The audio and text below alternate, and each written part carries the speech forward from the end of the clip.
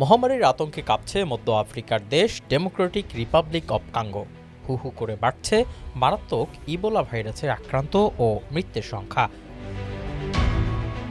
বিশেষ করে দেশটির পূর্বাঞ্চলীয় এলাকাগুলোতে সংক্রমণ ছড়াচ্ছে সবচেয়ে দ্রুত গতিতে। পরিস্থিতি নিয়ন্ত্রণে ব্যর্থ হলে সামনের দিনগুলোতে পরিস্থিতি চরম রূপ নিতে পারে বলে সতর্ক করেছে বিশ্ব স্বাস্থ্য সংস্থা WHO। ভাইরাসের বর্তমান বিস্তার অব্যাহত থাকলে এটি 2014 থেকে 2016 সালের ভয়াবহ পশ্চিম আফ্রিকান মহামারীর রেকর্ডকেও ছাড়িয়ে যেতে পারে।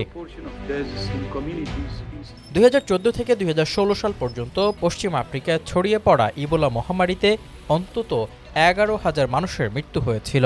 এবারের প্রাদুর্ভাবে এখন পর্যন্ত অন্তত 4,300 জন আক্রান্ত এবং 2,000-এর বেশি মানুষের মৃত্যু হয়েছে।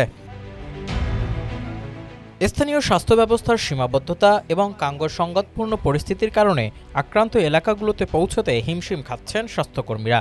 এতে করে চিকিৎসা সেবা ও প্রতিষেধক টিকা দেওয়া ব্যাহত হচ্ছে ব্যাপকভাবে, যা ভাইরাসটিকে আরও সহজে ছড়িয়ে পড়তে সাহায্য করছে। পরিস্থিতি নিয়ন্ত্রণে আক্রান্ত অঞ্চলে জরুরি চিকিৎসা সেবা এবং পর্যাপ্ত টিকা পাঠানোর আহ্বান জানিয়েছে WHO। একই সাথে আন্তর্জাতিক সম্প্রদায়কে দ্রুত এগিয়ে আসার তাগিদ দিয়েছে সংস্থাটি, যাতে এই আঞ্চলিক স্বাস্থ্য সংকট বৈশ্বিক মহামারীতে রূপ নিতে না পারে।